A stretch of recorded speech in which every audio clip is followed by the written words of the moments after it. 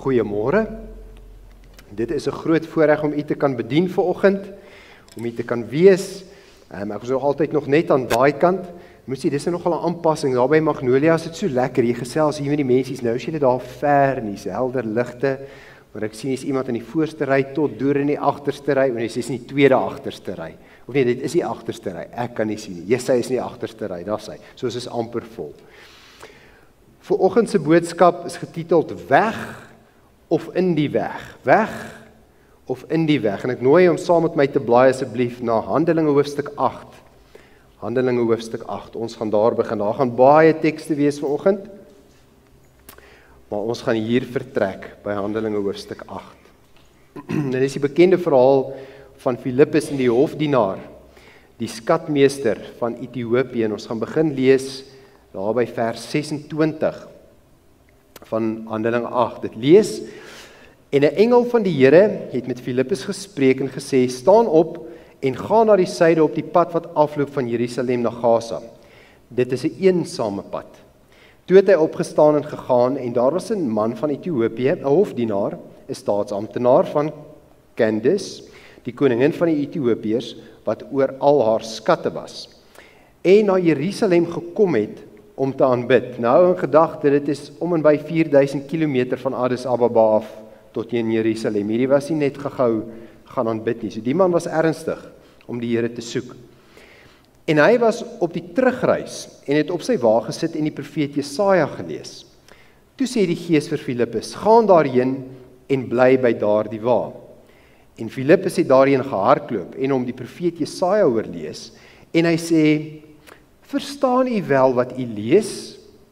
En die Ethiopiër antwoord: Hoe kan ek tog, as niemand my die weg wys nie? Dis ons kernteks vandag.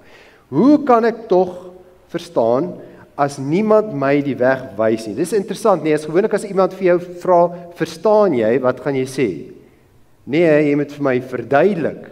Hoe moet ek verstaan as iemand dit nie vir my verduidelik nie? Maar hierdie persoon sê, hoe gaan ek verstaan as niemand my die weg wys nie?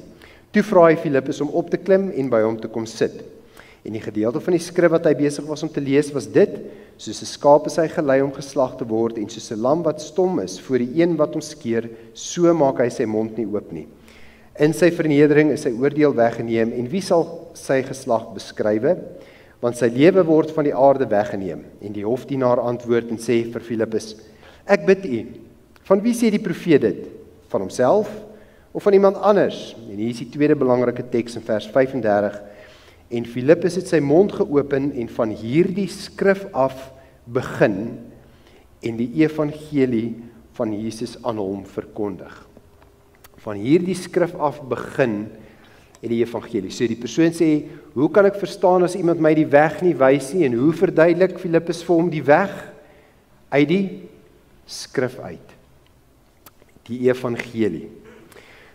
Die meeste van u, nou moet ek my klikker kry, hierso is daar sy. Nou gaan ek probeer onthou, ek is baie geneig om te vergeet. Daar's hy. Die woordjie en route ken ons almal. Wat is die oorspronklike taal vir en route? Wat se taal is en route? Frans, né? En dit beteken op pad, of miskien wat ons nie meer so baie vandag gebruik nie, op weg na. Ek is op weg na, ek is op pad, ek is en route. Nou hierdie skatmeester, as ons hom dit kan noem, is nie net op 'n fisiese aanbiddingsreis na op pad terug die 4000 km van Jerusalem af na Ethiopië toe nie. Hy is ook op 'n geestelike reis en hy soekend. Nou as jy op 'n reis gaan of iewers heen gaan en jy weet nou nie lekker waar dit is nie, jy haal die GPS uit of Google Maps, dan moet jy nou vir Google Maps ten minste 2 dinge gee vir hom om daai roete te kan uitwerk. Wat moet jy vir hom gee? Ek moet my location gee, waar is ek, en my bestemming, my eindpunt, nee. Moet ek vir hom gee. Dan kan hy nou vir 'n paar alternatiewe roetes gaan uitwerk. Nou hier in die geval van die jette, nou is hy weer weg. Hoe gaan ek weet? Daar's hy. Hey, te vinnig, daar's hy. Op hierdie fisiese reis, sy vertrekpunt is eenvoudig, dit is Jerusalem. Sy geestelike vertrekpunt is daar in Jesaja 53 waar hy nou op daai wa gesit en lees het. Sy bestemming uiteindelik na 4000 km is Addis Ababa, maar ons weet hy is op hierdie stadium op weg of die stukkie van die weg waarop hy is van Jerusalem na Gaza toe, sodat hy nou deur Egipte dan kan afgaan. Sy geestelike reis op hierdie stadium is die skrif, want dit is waaruit Filippus vir hom verduidelik het. Maar wat is sy eindbestemming? En ek het nou spesifiek vraagtekens daar gesit, want dit word nie hier bespreek oor waantoe is hy uiteindelik op pad met hierdie geestelike reis van hom nie. En dis een van die vrae wat ons vandag gaan wil beantwoord, is waar is ons heen op pad met ons geestelike reis, of ons geestelike weg? Nou wanneer 'n persoon nou nie mooi op die pad bly nie, of op die weg bly nie, dan sê ons die persoon hy het verdwaal, of hy het die weg byster geraak, en ons gebruik dit nog, nee, dit is 'n bietjie meer ouer manier, hy het die weg byster geraak. Of as hy nou regtig so erg verdwaal het, dat niemand hom mee kan kry nie, dan sê ons daai persoon is wat? Is twee opsies daar. Vermis, is seker die mooi woord, of hy is net klein weg. Hy is weg. En hierdie werk nou net in Afrikaans. As jy nie op die weg bly nie, raak jy weg. Interessant, nee? As jy nie op die weg bly nie, gaan jy wegraak, jy gaan verdwaal. So in Afrikaans kan 'n mens nou lekker speel met daai woordjie. Nou ons gaan bietjie 'n geestelike toepassing hierop hê. Ons gaan vandag kyk na oral het ek in die woord gaan soek waar hierdie woordjie die weg het ek gaan soek en al die tekste gaan trek. En ons gaan bietjie kyk vandag na wat is ons geestelike bestemming, wat dalk nie so van selfsprekend is nie. Die vertrekpunt was nou nogals vir my 'n uitdaging. Ons gaan bietjie daar stil staan, dis belangrik, maar die fokus gaan wees op die ouend op die weg. En ek dink meeste van u het klare teksversie, baie bekende versie oor die weg wat ons daarna gaan kyk. En dan gaan ons ook kyk na struikelblokke of meer spesifiek na 2 verkeerde weë waarvan die Bybel praat. Ons kan miskien sê daar's 3, maar daar's spesifiek 2 verkeerde weë waarna die Bybel verwys. So kom ons gaan kyk net eers bietjie na ons eindbestemming en daarvoor wil ek hê met u saam met my blaai na Johannes 14. Waarheen is ons op pad? Waarheen was hierdie Ethiopiër op pad met sy geestelike reis? Waarheen wil God hê moet u en ek op pad wees? Kom ons lees daar vers 1 van hoofstuk 14 tot vers 6. Ek is op die verkeerde bladsy. Daar's hy. Laat julle hart nie ontsteld word nie. Glo in God, glo ook in my.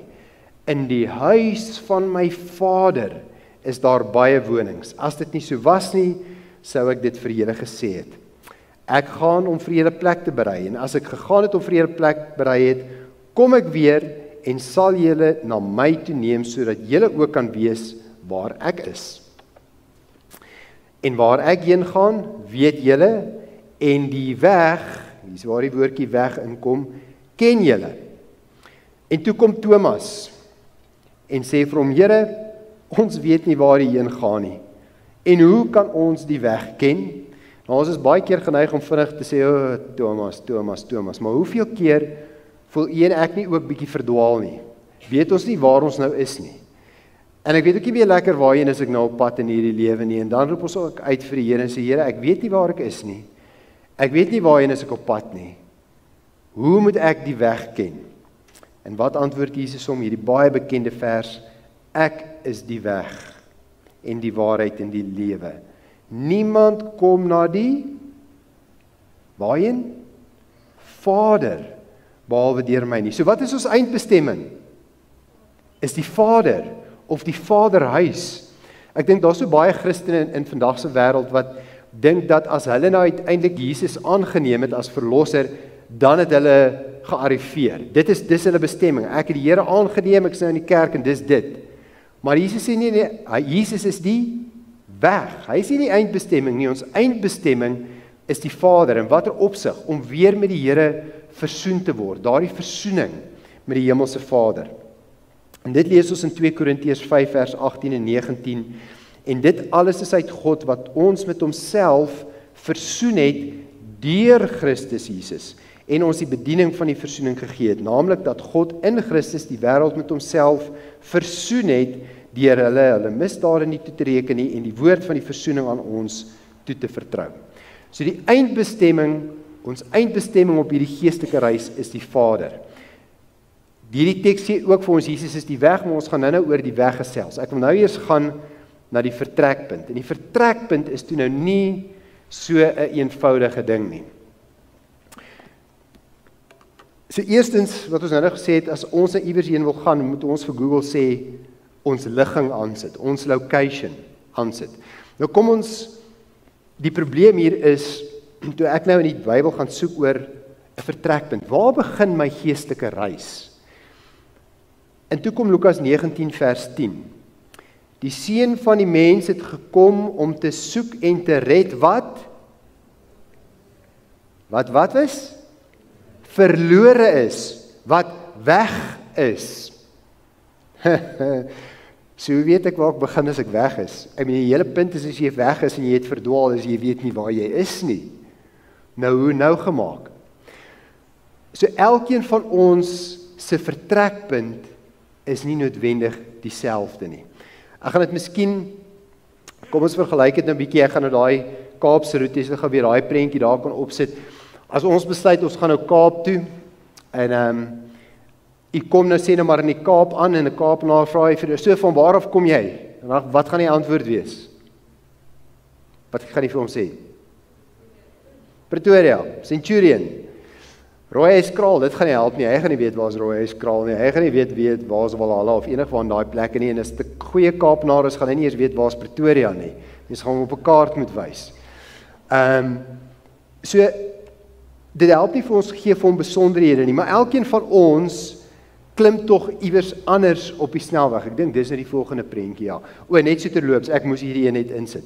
Meeste van ons, as ons nou gaan Kaap toe ry, ek dink van hier af is dit, wat van die, ek moet nou net my kop van hier af, ja, van hier af gaan die vinnigste die beeste maar op Bothalaan klim, nee, dan is jy nou die vinnigste op die snelweg, en dan, maar dan is jy klaar op die N1, en van daar af hou jy net N1, en jy hou net op die N1. Maar as daar nou van die eerste 'n bietjie avontuur soek, jy kan in die Kaap kom sonder om ooit op die N1 te ry. Maar dit gaan jy nou nog als 'n paar draaie vat hoor. Daar's weer twee opsies. Die een is as jy nou nie die N14 gaan vat, maar dan moet jy nou nie hier op die N1 klim nie, hoor. Want anders is dit nou alles bederf. Jy moet nou teruggaan en daar by Jean Laan miskien gaan opklim en daar op die Ben Schoeman en dan op die N14 klim, sodat jy die N1 mis.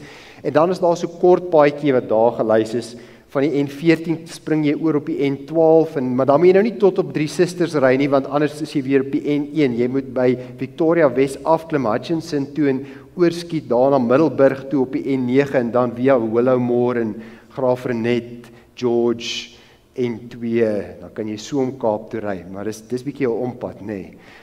Dit gaan gouer om as jy Springbok toe ry en dan kus langs af, dan gaan dit gouer gaan so om. Goed, so dis as jy regtig die N1 wil mis, en daarmee wil ek nou nie sê, soos mense sê, jy kan by die Vaderhuis uitkom sonder om deur Jesus te gaan nie. Jesus is nie die N1 nie, dis nie wat ek sê nie. En daar is die alternatiewe roetes nie. Jesus is die weg, hy kan vir ons weer wys, maar elkeen van ons se paadjie lyk miskien 'n bietjie anders. Die Here loop met elkeen in 'n individuele pad. En selfs ons vertrekpunt, afhangende van waar jy in Pretoria begin, as jy in Montana wil begin, gaan jy daarmee by Zambesi opklim, of wat ook al hy nou is, al is verlang, Sefako mag een van daai. Zambesi, julle weet waar Zambesi. Of van waar ons in Queenswood bly, kan ek op Stormfold klim, ek kan besluit ek klim by die N4 op die N1, as ek regtig wil, kan ek Atterbury om, Garsfontein om, of as ek partykeer verveeld is, kom ons hier Fonteine deur. Daar's baie maniere om op die N1 te kom, maar die punt is, elke persoon is iewers op 'n ander plekkie, waar Jesus jou moet kom haal. En hoekom ek nou miskien op hierdie hamer, en hoekom dit belangrik is, dit is nie net belangrik om uit te figure waar ek is en hoe ek by Jesus moet uitkom nie. Dit is ook belangrik vir wanneer jy met 'n persoon werk, gaan jy moet weet, maar waar is daai persoon in sy geestelike reis, in sy geestelike lewe? Miskien is dit iemand wat niks van God af weet nie. My vrou het onlangs, soos sy maar ons is by 'n werksfunksie, daar is daar 'n vrou van Iran af, sy begin chat, en daar het sy 'n koneksie met die vrou, en sy is besig om met haar te werk, maar jy stop haar nie 'n Bybel in die hand nie. Sy het moeite gedoen, via leraar Kim ken toe 'n ou wat van Iran af is, wat boeke in Persies vertaal, en ons kom toe by hom uit. Leraar is toevallig net dieselfde tyd in die Kaap. Hy kon boeke by die ou kry wat die Persies het, en ons kon toe nou boeke so kry en vir haar 'n boek in Persies in die hand stop. Maar dis 'n paadjie wat jy met daai persoon moet stap. Dis 'n ander beginpunt, 'n ander vertrekpunt. Dan is daar die van ons, wie van julle kom uit een van ons kom uit die NG Kerk uit, hervormd, gereformeerd, daar's hier's 'n paar hande wat opgaan, nê? Met daai persoon het 'n ander vertrekpunt. Iemand wat dalk in 'n Adventistehuis groot geword het 'n ander vertrekpunt. Maar op die ou end, as ons weer, is dit nou die volgende skyfie, maak nie saak waar ons begin nie, ons is almal vrek ver van die Kaap af. Ons begin almal ver van God af. En ons moet by Jesus die weg uitkom om op die ou end by die Vaderhuis terug te kom. So ek dink dis net belangrik. So ons bestemming is die Vaderhuis, ons vertrekpunt is ons weet nie. Al hoe ons gaan weet waar jy is, as jy wil weet, verdwaal het en jy wil weet waar is jy op die kaart, wat moet aanwees op jou foon? 2 goed. Jy moet data hê, hopelik, maar dan moet jy iets aansit op jou foon. Wat moet jy aansit? Jou location, jou ligging. Anders gaan die GPS jou nie kan optel nie. Hoe werk dit in die geestelike lewe as jy voel jy is nou verdwaal? Ek weet nie waar is ek nie. Dan steek jy jou hand op en jy roep tot die Here en die goddelike posisioneringsstelsel. As jy jou hand uitsteek, gaan vir jou sê waar is jy? En die Here gaan jou kom haal daar waar jy is.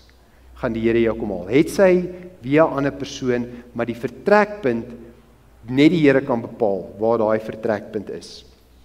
Goed, eindbestemming die Vaderhuis, die vertrekpunt het ons die goddelike posisioneringsstelsel nodig. Kom ons gaan oor na die weg. Jesus Christus. So ons het nou reeds gelees daar in Johannes 14 vers 5, Thomas wat vir hom sê, Here, ons weet nie waar U gaan nie, en hoe kan ons die weg ken? En Jesus antwoord hom, ek is die weg en die waarheid en die lewe.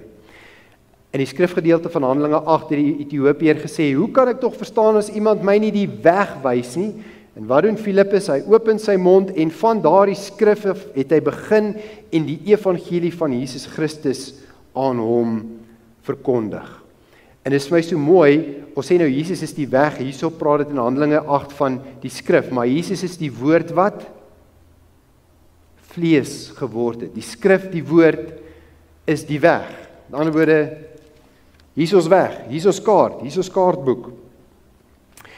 Maar nie net is Jesus die weg nie, in Johannes hoofstuk 10 is daar ook die gelykenis van die skaapkraal en die duiwel wat oor die muur wil klim en inkom en waar Jesus sê, ek is die deur. So nie net alleen is Jesus die weg na die Vader toe nie, hy is ook die deur in die Vaderhuis, as ons daai prentjie kan skep. Dis al hoe jy in die Vaderhuis gaan inkom is deur Jesus wat die deur is. Nou hierdie konsep van die weg is nie net 'n paadjie nie, want dis baie prominent in die Nuwe Testament, want voordat die kerk om hulle self Christene genoem het, Handelinge 11 in Antiochië, was hulle genoem die mense van die weg. Is julle nog hier? Is julle weg? Die mense van die weg. In Handelinge 9, ek gaan net so vinnig die versies, Handelinge 9 vers 2 praat Paulus, daar's Saulus, toe sê nog 'n Saulus, hy vervolg die mense van die weg. Handelinge 19 vers 9 in Efese. Soos in Efese het hulle kwaad gespreek van die weg en dit sê daar het geen klein opskudding met betrekking tot die weg ontstaan. Handelinge 24, dit wil ek wel vir u lees, net 2 versies daar. Handelinge 24 vers 14. Paulus is nou in Jerusalem gevange geneem, hy is na Caesarea toe gevat en hy is nou voor die gouverneur Felix wat hy sy eerste verhore daar. En Paulus sê vir Felix, maar dit erken ek voor u, dis in 24 vers 14, dit erken ek voor u, dat ek volgens die weg, met 'n hoofletter, wat hulle sekte noem, so die God van my vaders dien, terwyl ek alles glo wat in die wet en in die profete geskrywe is. Vers 22, toe Felix dit hoor, het hy hulle saak uitgestel, alhoewel hy noukeurig genoeg met die dinge van die weg bekend was. So die weg, en dit maak sin, as Jesus het gesê, ek is die weg, en die mense noem hulle self kinders van die weg, of mense van die weg. So kom ons gaan kyk gou nou, ek het nou soos ek gegrawe het in die tekste wat gaan oor die weg, het ek gekyk na 'n paar eienskappe van die weg. En ek het nou 5, miskien kan 'n mens die een nog opdeel en dit 6 maak, maar kom ons kyk net gou kortliks na daai versie. So 6 eienskappe, die weg waarop u en ek is. Watter eienskappe het hierdie weg?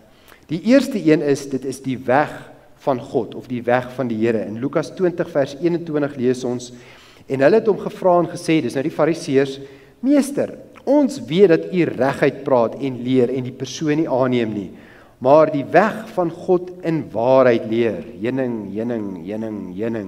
En toe vra hulle om die vraag oor die belasting. Dis daai gedeelte. Maar die punt is, hulle sê, hulle erken selfs, hy leer die weg van God. En in Handelinge 18 vers 25 is dit Apollos aan die woord, en hy het onderrig ontvang in die weg van die Here, en vurig van gees het hy gespreek.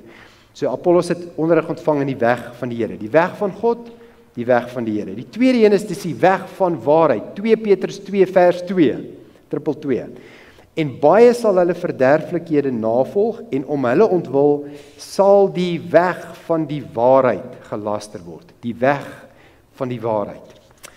Weg van God, weg van waarheid. Die derde een, die weg van verlossing of geregtigheid. Ek het dit nou saamgesit met, ek weet, heeltyd ek in 2 spalt of ek dit nou moet apart maak, maar verlossing en geregtigheid gaan vir my so nou saam. So ek het dit as een gesit. Die eerste gedeelte is in Handelinge 16 vers 17. Dis daai vrou met die waarsêersgees in Filippi, wat agter Paulus hulle aanloop en skreeu, hierdie manne is dienaars van God die Allerhoogste, en hulle verkondig aan julle die weg van verlossing. Iewers het ek 'n preek gehoor wat gesê, dis eintlik 'n weg van verlossing, maar ek kon dit nou nie kry nie. Want sy was 'n afgode dienaar, so sy het sê, dis maar net nog 'n weg.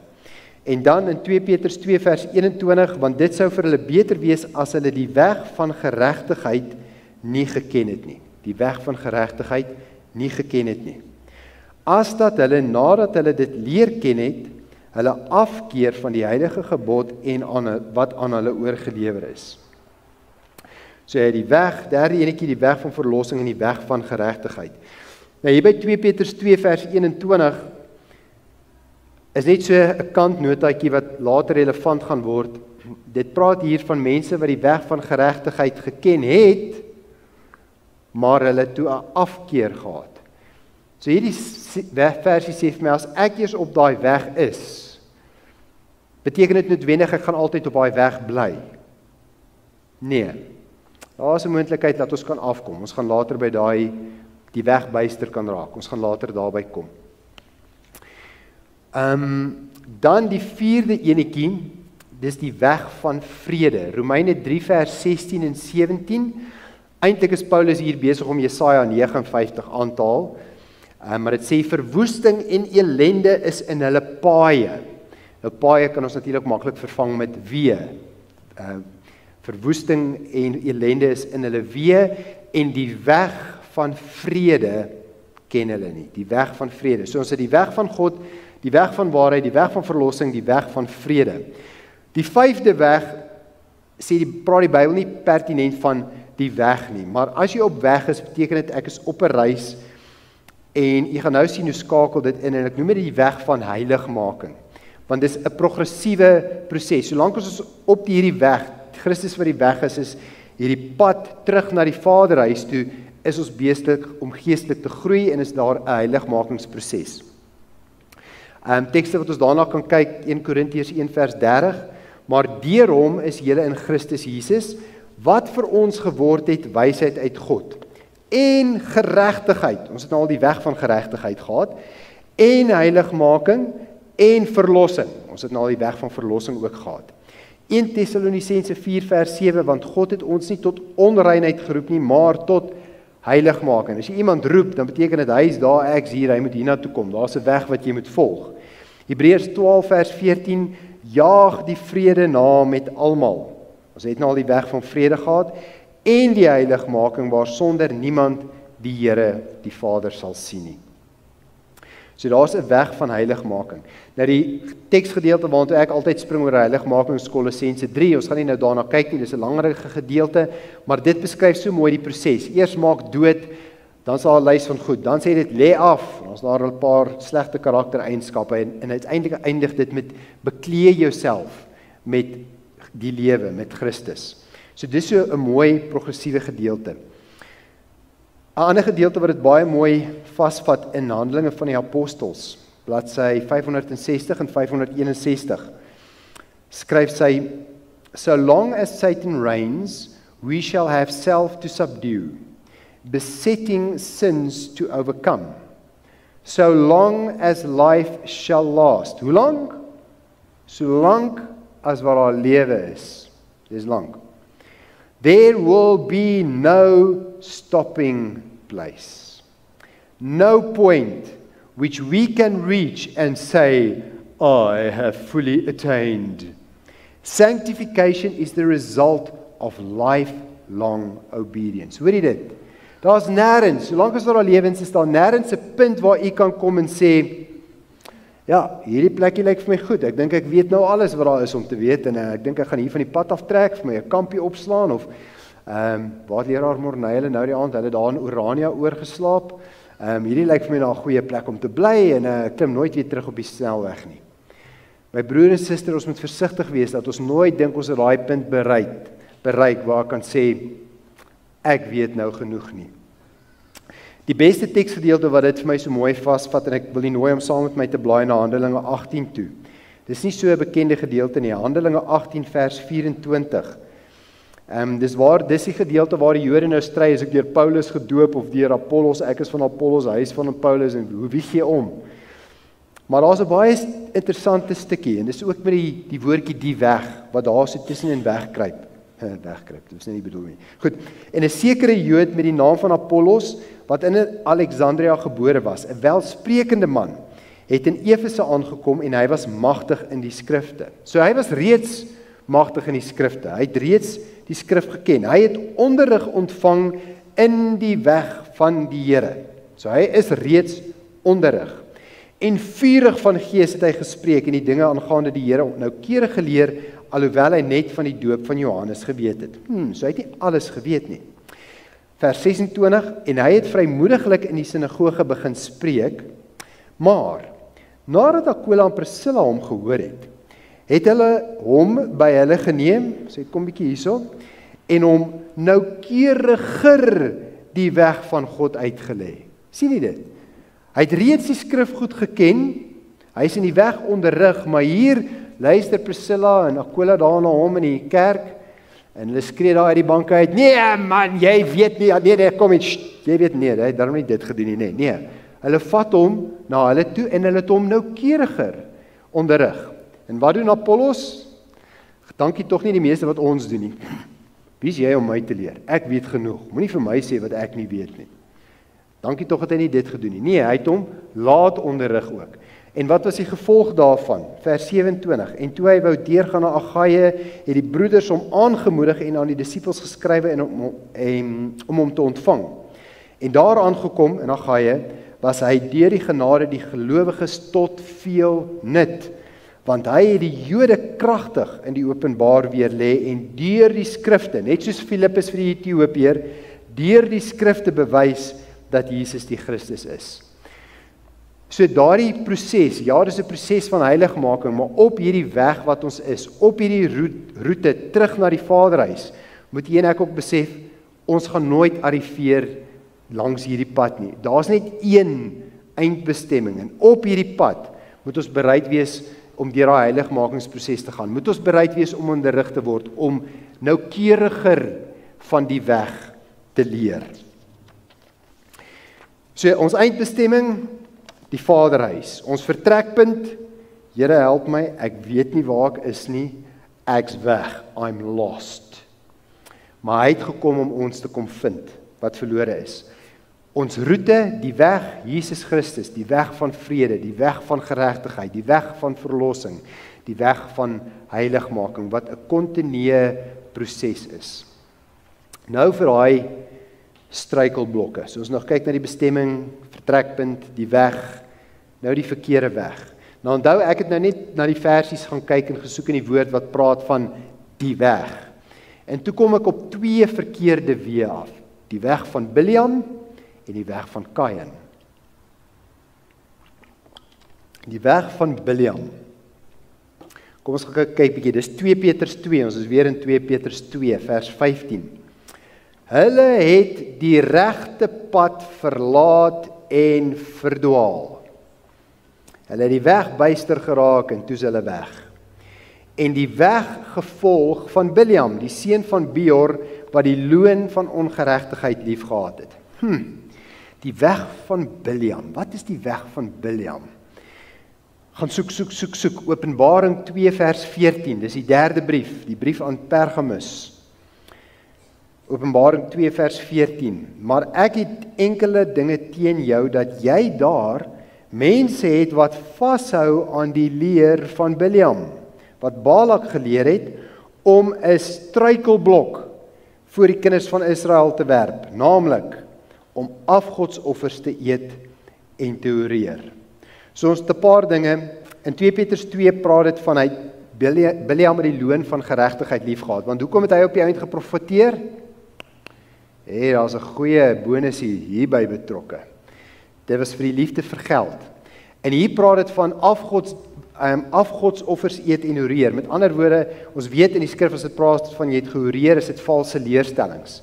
So ons sit hier met mense wat op die weg was, maar hulle het daardie pad verlaat, hulle het verdwaal, en nou sit hulle nog hier tussen ons, maar hulle het nou die wêreld lief gekry, die wêreldse rykdom lief gekry, en nou probeer hulle allerhande valse leerstellings in die kerk inbring. Party van dit is redelik ooglopend en kan jy vinnig hopelik raak sien. Maar ander dinge lyk aanvanklik mooi en oulik en ag dis cute, ag ja, dis oulik, ons doen dit nou spesiaal vir so en so, maar eintlik is dit nie volgens die woord nie. En begin sulke valse dinge in die kerk insluip. So ons moet versigtig wees daarvoor. Dis die weg van Bileam. Judas 1 vers 11 praat oor die weg van Kain. Dit sê, wee hulle, want hulle het die weg van Kain bewandel. Nommer 2, omloon hulle self in die verleiding van Bileam gestort. So daar's Bileam weer. En dan is hier die derde een, in die verset van Korag omgekom. Nou ek het eers vanoggend toe ek nou weer bietjie hier deurgaan, toe raak my brein wakker brein, toe nou bietjie aan die dink, toe dink ek, beteken dit nie daar's 3 verkeerde weë nie. Daar's die weg van Bileam, die weg van Kain, en dit sê nie pertinent nie, maar Korag, of die verset van Korag word ook nou hier ingetrek. So ek gaan nie oor hom gesels vandag nie, want ek het nog nie mooi daar ingegrawe nie. So kom ons gaan net eers by Kain. Wat was Kain se probleem? Wie is hierdie hulle wat die weg van Kain bewandel? Judas 1 vers 4. Want sekere mense het ingesluip wat lank tevore al opgeskryf is vir hierdie oordeel. Goddelose mense wat die genade van ons God verander in ongebondenheid en die enigste heerser, God en ons Here Jesus Christus, verloon. So dis mense in die kerk ingesluip met 'n doel, goddelose mense wat God verloon, hulle erken hom nie. Maar dit het my nie die hele prentjie gegee nie. Waar is ons nog van Kain in die Nuwe Testament? 1 Johannes 3, net nog een boek terug, wel 2. 1 Johannes 3. Want dit is die boodskap wat julle van die begin af gehoor het, dat ons mekaar moet lief hê. Nie soos Kain wat uit die bose was en sy broer doodgeslaan het nie. En waarom het hy hom doodgeslaan? Omdat sy werke boos was en die van sy broer regverdig. So wie is hierdie wat die weg van Kain? Ek sien dit as mense wat in die kerk ingekom het, maar nooit behoorlike oorgawe gemaak het nie. Nou sit hulle met daai werke van ongeregtigheid in hulle, sit in die kerk, sien die regverdige werke van die ander, maar hulle is nie bereid om van hulle sonde skeiding te maak nie. So wat doen hulle? Nou is hulle Kain en hulle maak die dood of val die aan in die kerk, haat die in die kerk wat eintlik die regte pad loop omdat hulle nie bereid is om die regte weg te loop nie. So hier's 2 waarskuwings. Pas op my broer en suster, laat ons nie op die weg van Bileam beland, die pad byste raak en naderhand valse leerstellings aanhang nie. Pas op dat u hart nie so verhard dat u naderhand u broers in die kerk haat, hulle doodmaak, want wat Jesus sê, hy wat sy broer haat is klaar 'n moordenaar, dat jy nie die broer nie haat in die kerk nie. Korag, as ek nou so 'n bietjie vinnig bedink, Korag sê dit hy het homself verset. Daar dink ek aan 'n rebellie. Mense wat in 'n rebellie teen God gaan. In die kerk, maar op die ou end rebelleer hulle teen God. So daar is die 3 verkeerde weë. En daai weë het die duiwel ten doel om u wat nog op die weg is, van stryd te bring en u ook van die pad af te kry. Kom ons vat dit saam. Handelinge 8 vers 31, sit daai Ethiopiër op daai wa, saam met Filippus. Hoe kan ek tog verstaan as iemand my die weg nie wys nie? En Jesus antwoord hom, deur Filippus, ek is die weg en die waarheid en die lewe. Ons bestemming is die Vader in sy Vaderhuis. Ons vertrekpunt, elkeen sin is anders. Die weg, Jesus Christus, die weg van vrede, van verlossing, van geregtigheid, van waarheid. Is dit maklik om op daai weg te bly? Wat is die 2 weer? Daar is die breë weg en die smal weg. Partykeer is dit nie so maklik om op daai een te bly nie, né? Ek dink ek het al soveel skyfies nou al vergeet. Waar trek ons nou met daai skyfies? Ek wou vir Ideen gewys het. Ja. Ek moet vir Ideen wys. Daai op die regte weg bly, die smal weg. Lees net wat sê daai.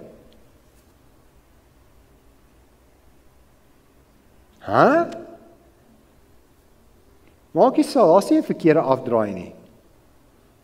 Op jou geestelike reis, daar's nie 'n verkeerde afdraai nie. My broer en suster, as ek op die N1 noord draai, gaan ek in die Kaap uitkom. Nee, dit is die verkeerde kant toe. As jy halfpad Kaap toe is, daar by Leeugamka, weet darm waar is Leeugamka? Mense nie soos ek Leeugamka, kyk julle met sulke snaakse oë aan. As jy net daar by Leeugamka kom, is tussen Beaufort en Laingsburg, daar waar daar niks is nie, nê. Daar is 'n T-aansluiting by Leeugamka regs. As jy daar regs op noord gaan, is die Noord-Kaap, dan kom jy by Vryserburg uit, as jy nog aanhou, dan kom jy daar by Williston en daai plekke uit, as jy nou daai wêreld kyk. Daar's niks. En dan wil jy vir my sê, as jy daar afdraai, is dit oukei. Jy gaan nie by die Kaap uitkom nie, tensy jy aan die noord hou, en op die ou end gaan jy dalk wel daar deur, eventually, bo by die N14 uitkom, maar dis nie 'n baie opwindende pad om te ry daai nie. My mooi wêreld, daai niks, dis mense 'n ander liefde, om daai wêreld lief te hê is anders, dis mooi. Maar dis nie die pad Kaap toe nie. My broer en suster, moenie na daai leuns. Daar's geen afdraai paadjie nie. Dis net 'n detour. Ja, detour hel toe. Pas op wat se afdraai u vat. Goed, dis nie maklik nie, maar ek wil u bemoedig vandag met hierdie laaste twee tekste. Hebreërs 12 vers 1. Dit kom nou na Hebreërs 11 en Hebreërs 11 gaan oor al daai lys gelowige helde, né? Wel helde, maar dis is deur geloof. Alles mense wat foute gehad het, maar deur geloof is hulle gered op die ou end. Na al dit, vers 1 van hoofstuk 12, daarom dan terwyl ons so groot wolk van getuies rondom ons het, laat ons ook elke las aflê en die sonde wat ons so maklik omring en met volharding die wedloop wat voor ons lê. En 'n wedloop gebeur hopelik op 'n baan, daar's 'n weg. En mag elkeen van ons as aan die einde van ons lewe kom, of aan die einde van tyd kom, in ons lewe nog, saam met Paulus uitroep wat hy in Timoteus, 2 Timoteus 4 vers 7, ek het die goeie stryd gestry, ek het die wedloop voltooi, voleindig, ek het die geloof behou. My liewe broer en suster, moenie wegraak nie. Moenie laat hierdie struikelblokke wat die duiwel oor die pad gooi van die weg af kry nie. Bly in die weg. Bly in Christus. Amen. Amen. Kom ons doen 'n kort gebed. Here onse God, U het gekom om ons te kom haal daar waar ons nie eens weet ons is nie, en het vir ons die weg gebaan terug na die Vader toe. Dankie vir die woord wat vir ons daardie weg wys in Jesus naam. Amen.